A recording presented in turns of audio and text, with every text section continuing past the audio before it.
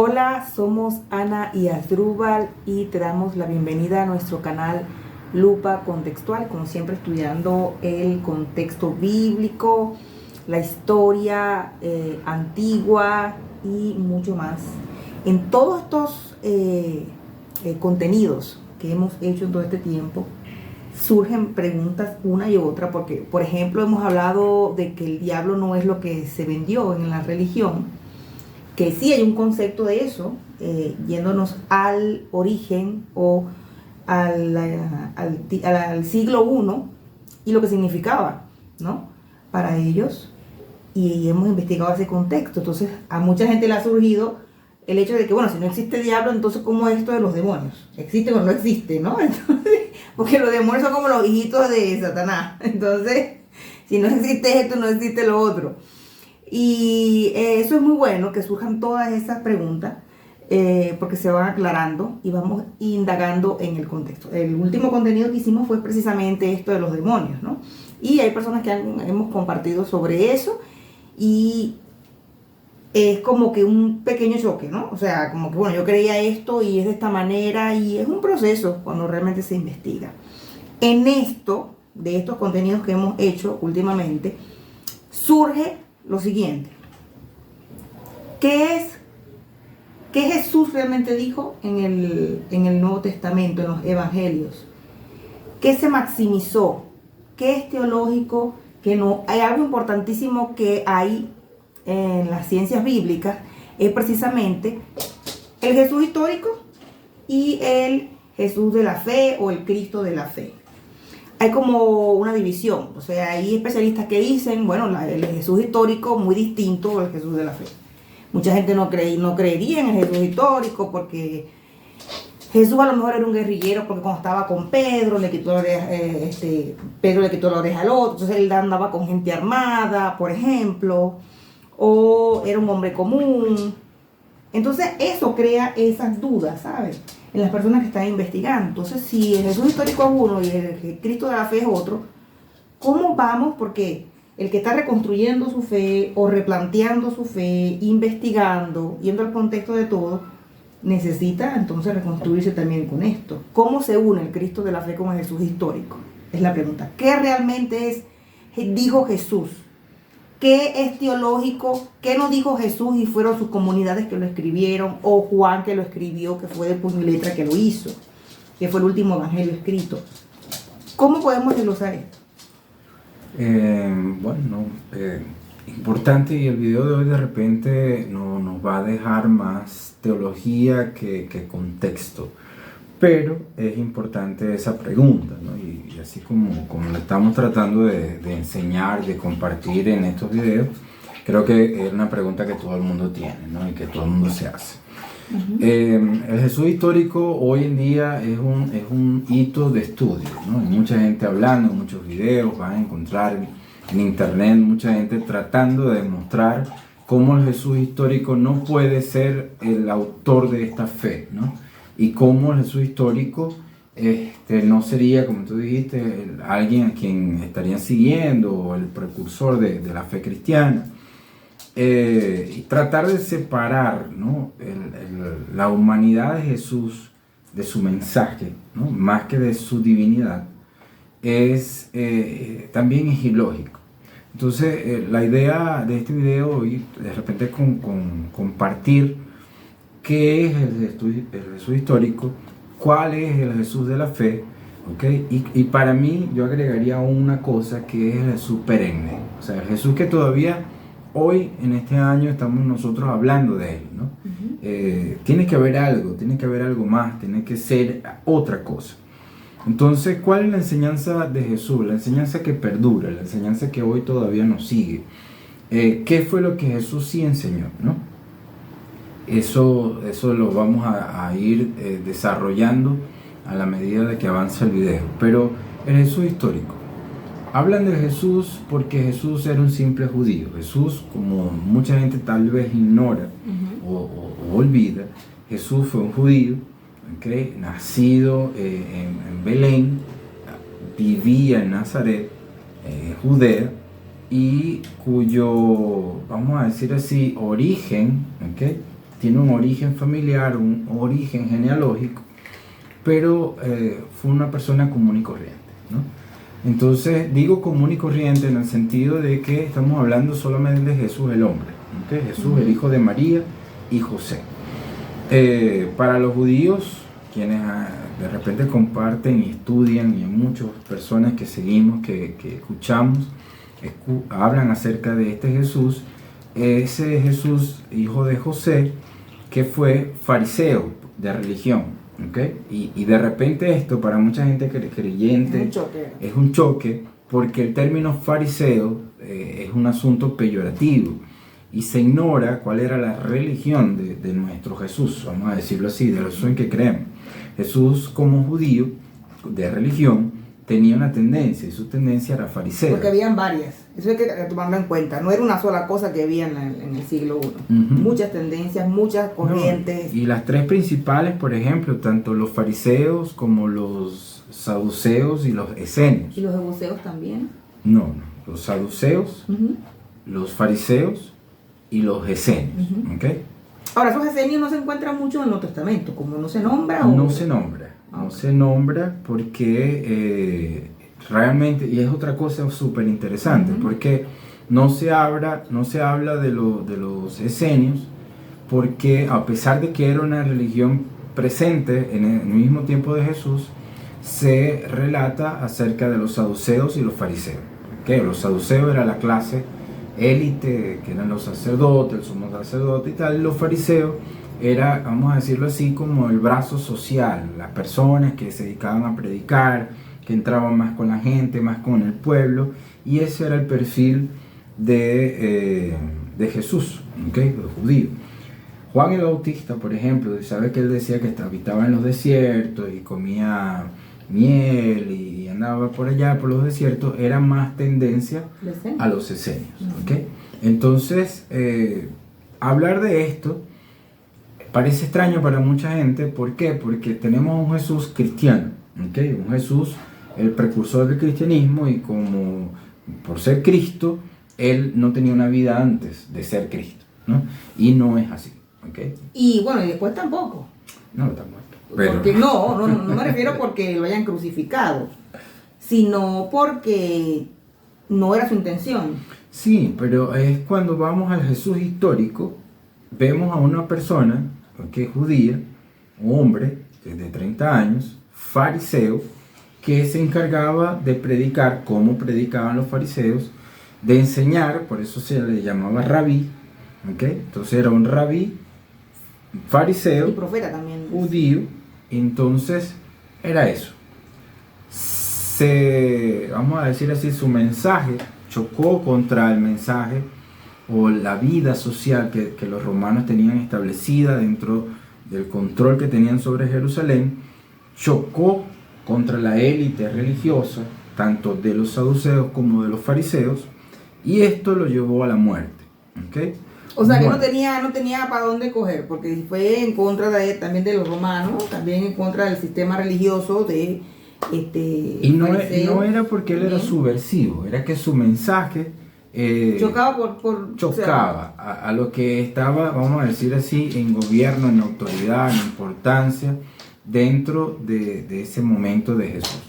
Entonces eso lo llevó a hacer la muerte, pero la muerte de cruz, que es donde volvemos a ver, para nosotros hoy tiene un significado. Para los romanos, por ejemplo, era un castigo que era para todo el mundo. No era por ser Cristo, no era por ser el rey de los judíos, no era por ser el profeta, no por el Mesías.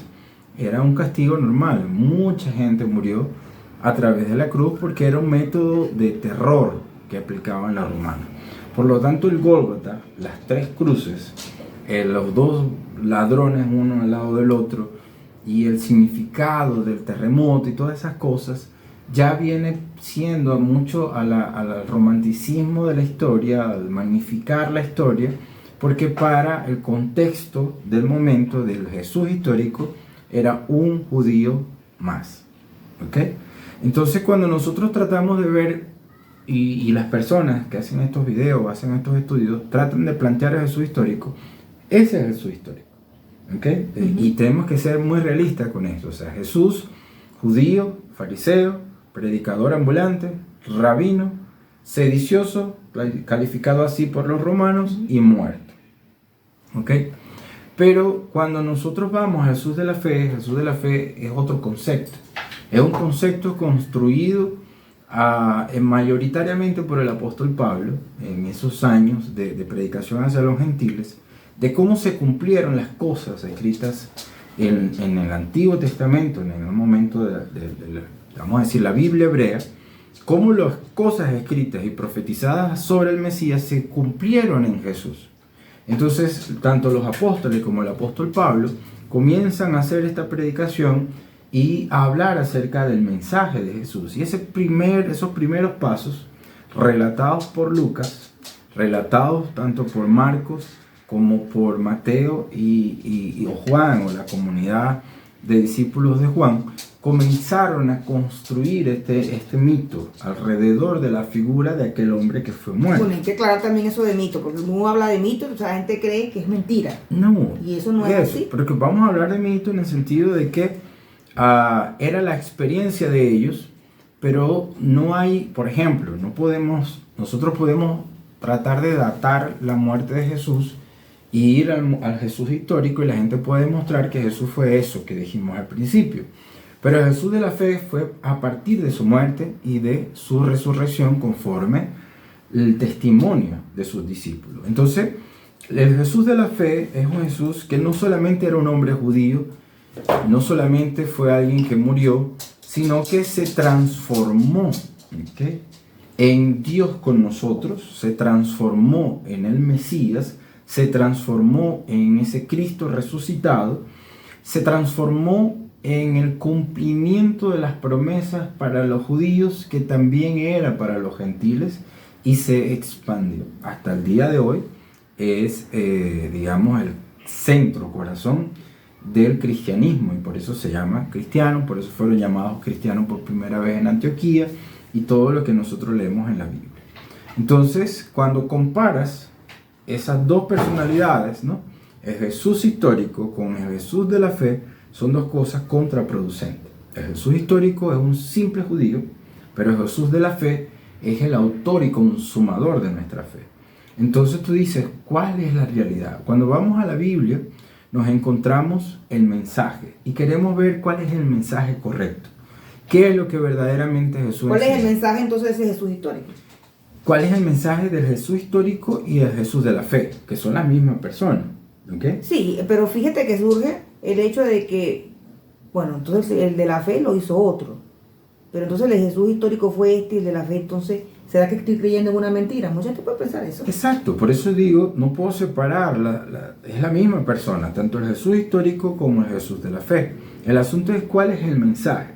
Y ahí es donde vamos. Si hablamos del Jesús histórico, que en el principio, y eso es muy bueno señalarlo, en el principio los primeros creyentes, los primeros cristianos, lucharon, ¿okay?, batallaron contra el concepto de que había gente que creía que Jesús era un simple hombre y gente que creía que Jesús era divino, entre la humanidad y la divinidad de Jesús. Entonces siempre hubo esta batalla y esta misma pregunta. Ahora, ¿dónde vamos? ¿Cuál es la enseñanza tanto del Jesús histórico que murió como del Jesús de la fe, que se une en un solo Jesús y un solo mensaje? Yo quiero compartir para ustedes que lo que transforma a Jesús diferente, lo que hace a Jesús diferente, lo que hace su mensaje diferente, es precisamente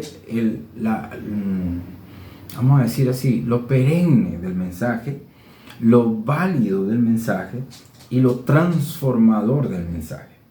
En el principio, cuando las personas recibían este testimonio de que Jesús había resucitado, de que Jesús era un Dios de amor, que Dios nos estaba cerca, y que amara a los otros, y que Dios nos amaba, que Dios era nuestro Padre, que estaba cercano, las personas recibían eso y para ellos era un mensaje de transformación. Entonces, ¿cómo era antes? Porque si para mí era transformador, nunca lo había escuchado, entonces ¿cómo yo creía en la divinidad antes de eso, de esa presentación, de esa manera tan amorosa de lo que presentó Jesús? Entonces, ¿cómo era antes? ¿Cómo la gente creía? Tenemos que ver, por lo menos tenemos que ver una sociedad romana, ¿okay?, con un sistema de creencias, tanto para hablar de los gentiles, ¿no?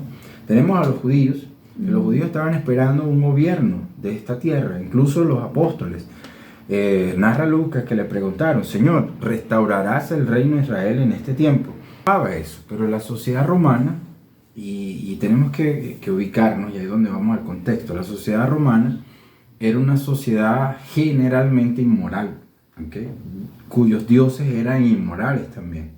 Todo el sistema de dioses que ellos heredaron de la cultura griega, y ellos mismos tenían esos dioses cuyos dioses no solamente eran inmorales, sino que no se preocupaban por los seres humanos que les servían, y ellos tenían que hacer ciertos sacrificios para poder agradar a los dioses. Tú me estás hablando de los romanos entonces. Sí. Ahora yo ahí es donde voy, porque hoy por hoy los judíos, cuando hablan de que Jesús era un profeta, era el rabino, era inclusive el Cristo, ellos dicen que había muchos Cristos, pero en sentido de misión, ¿no? De una misión en la tierra, de un ungido con una misión de Dios en la tierra.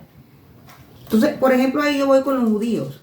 Ellos dirán, pero es que Cristo, con lo que hizo Cristo, esas son las mismas enseñanzas del Tanaj, que es el Antiguo Testamento, o de la Torá, ¿entiendes?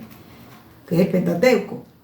Y él enseñaba, o sea, ¿qué es diferente? Entonces enseñó Jesús. No sé si me comprendes lo que te quiero decir con esa idea. Los judíos plantean que, bueno, muchos de ellos plantean de que Jesús era normal lo que estaba haciendo. O sea, no por eso tiene que ser...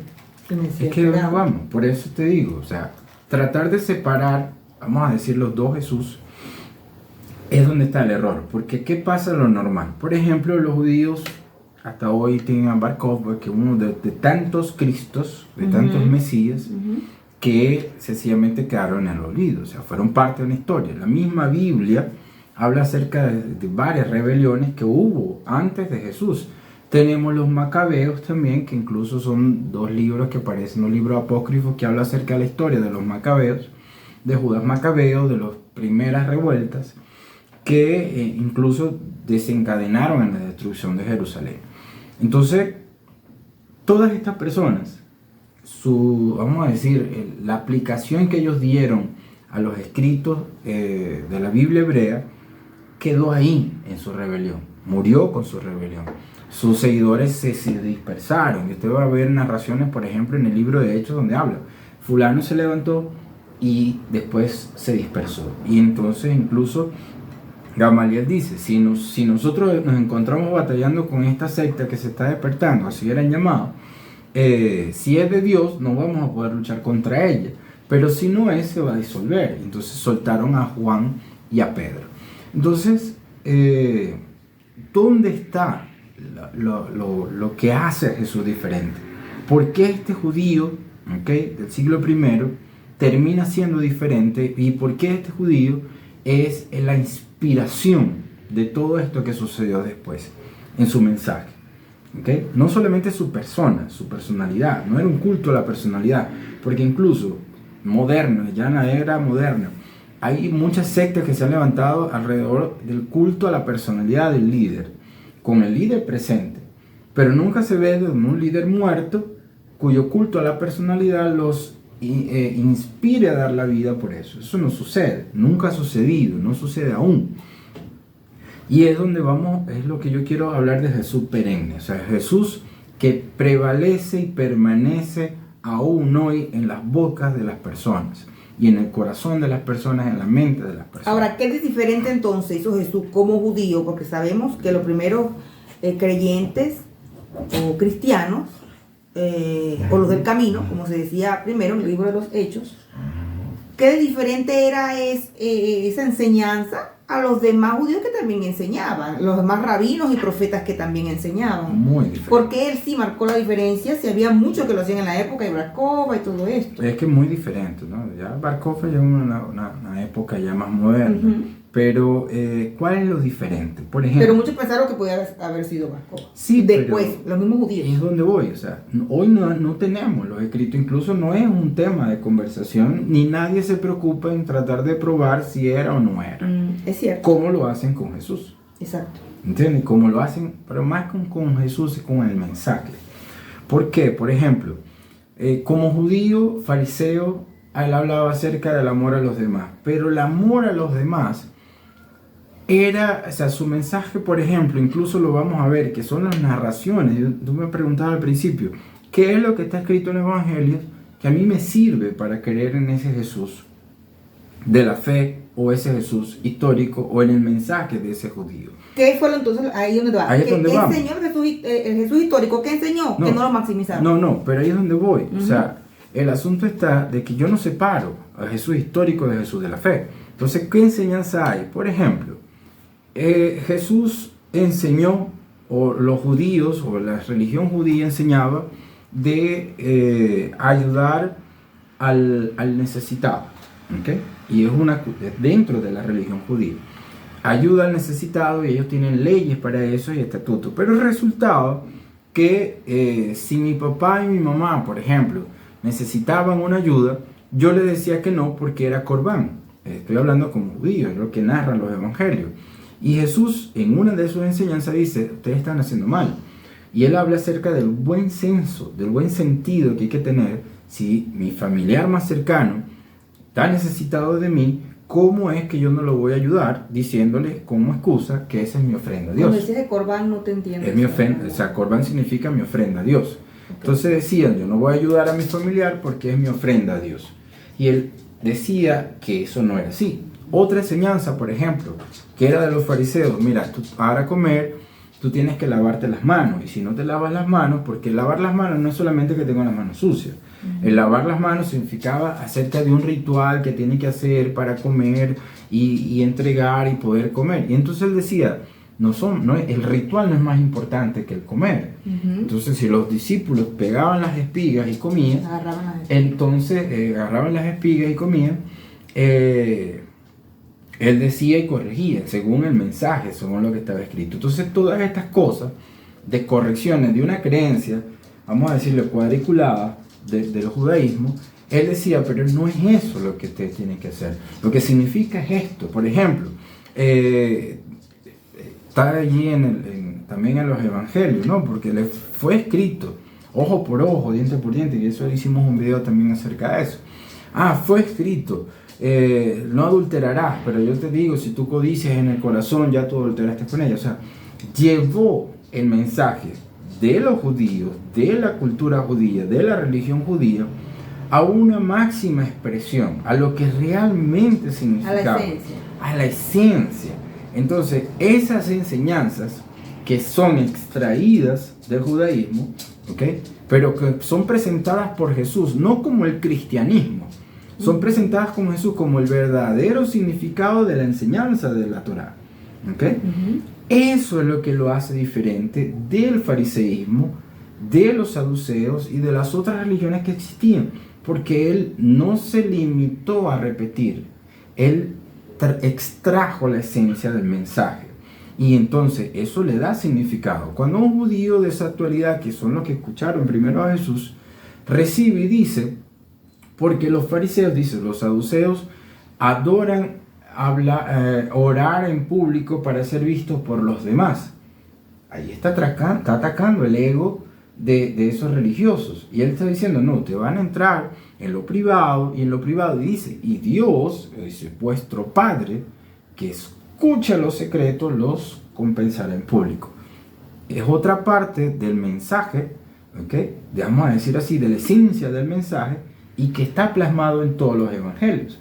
Entonces, cuando vamos allí, y yo separé aquí algunas cosas, ¿no?, que son temas centrales o la columna vertebral de su mensaje: el amor a los otros, la moral, la ética y la justicia, la cercanía con el Padre, que Dios perdona y ama a los creyentes, la fe sin precio, que luego Pablo lo llama gracia, y la plenitud de vida y de paz.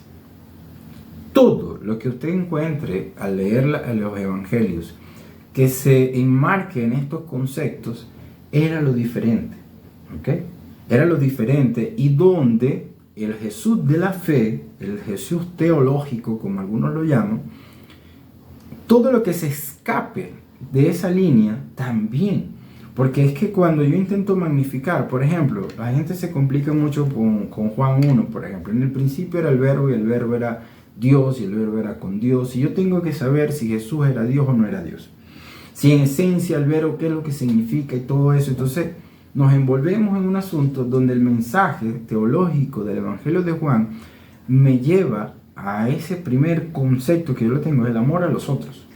¿Okay? El único, como dice, el único evangelio donde transita o plasma un mensaje de Jesús de decir, en esto conocerán que sois mis discípulos, en que os améis los unos a los otros. Es una enseñanza más importante que saber si Jesús estaba en el principio, la preeminencia de Cristo, la esencia de Cristo como Dios o la sustancia de Cristo como Dios. La moral, la ética, el amor a los otros, la justicia, ¿okay?, que Jesús enseñaba en las enseñanzas de Jesús según plasmaron en los evangelios, es lo que marca esa diferencia y que une a Jesús histórico con el Jesús de la fe y lo convierte en ese Jesús del cual estamos hablando todavía. Ahora, en el caso, porque creo que estamos cerca de los 30 minutos, ¿verdad? En el caso de entre maximizar lo que fue una referencia, una analogía, lo que fue real en cuanto a que Jesús sí lo enseñó y no lo maximizaron en eso. Por ejemplo, cuando hablábamos de los demonios, que hablaba de Jesús cuando aquellos cerdos se fueron por un barranco, digamos así. Y era la enseñanza de que esta ciudad era inmundo para los judíos, y ahí estaba una enseñanza, o sea, quizás no pasó literalmente eso así. Pero estamos hablando de que allí, antes de eso se viene narrando de que un joven estaba endemoniado, y entonces como que Jesús habla con el espíritu, porque dice espíritu, ¿no? Está narrado así, en el relato. Entonces con el espíritu, entonces yo soy legión, porque era mucho lo que tenía por dentro. Jesús entendía también eso como que era ese espíritu, si Jesús sabe todas las cosas, no sé si entiende, o sea, ¿cómo lo veía Jesús? Jesús lo veía como que sí era una enfermedad mental de este joven. Por ejemplo, esa pregunta, ¿cómo lo veía Jesús? No podemos nosotros solamente especular. ¿En qué sentido? Especular y deducir de la información que tenemos, porque para saberlo tendremos que preguntarle al mismo Jesús, o sea, ¿qué fue lo que pensaste cuando dijiste tal cosa? Esa información no la tenemos, pero cuando nosotros vemos condiciones como, por ejemplo, Jesús está hablando con la legión y le da permiso a la legión para que vaya.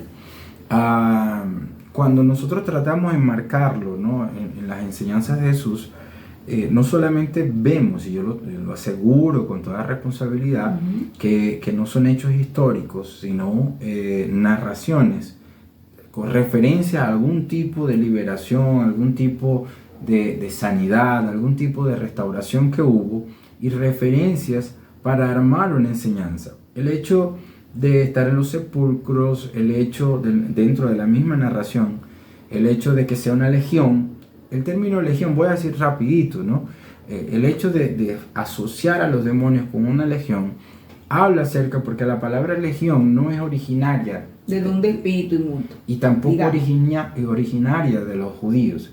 La legión, así se le llamaba a una determinada guarnición de los romanos, y era por eso ese nombre, por eso esa referencia. Entonces, esa referencia está haciendo, vamos a decirlo, una comparación, y más todavía más fuerte, porque cuando esa legión pide ir al acto de cerdos, y esos cerdos se caen y se matan ahí en ese... Allí muere la legión, como quien dice. Es una frase, es una indirecta, es una clara presentación de que Jesús viene a destruir, ¿okay? Y así le va a pasar a esas legiones que hoy están gobernando en contra de nosotros. Será toda una narración, ¿okay?, para enmarcar la importancia o el significado del Jesús que ellos como judíos creían y estaban tratando de mostrar también para sus lectores. Entonces lo mismo pasa en el libro de Apocalipsis, que también hicimos un video acerca de eso. El Jesús histórico literalmente no hizo eso con los cerdos. Es que ni siquiera sucedió, ¿ok? Y las otras cosas, ¿ok?, las otras narraciones, y es una invitación a que tomemos una por una, ¿ok?, para poder resaltar el porqué, el significado en el texto plasmado, el significado de cada cosa que está sucediendo, el por qué. El por qué, por ejemplo, y esto es como una tarea, cuando usted encuentra una narración en la Biblia, Jesús hablando con la samaritana, la manera como Jesús aborda a la samaritana, cómo compara Jerusalén con Samaria, por qué la adoración en Samaria era incorrecta y por qué la adoración en Jerusalén también termina siendo incorrecta en el momento de que Jesús es presente. Todo tiene un significado, no es un acaso, no es por acaso, no es por casualidad que está plasmado en el texto.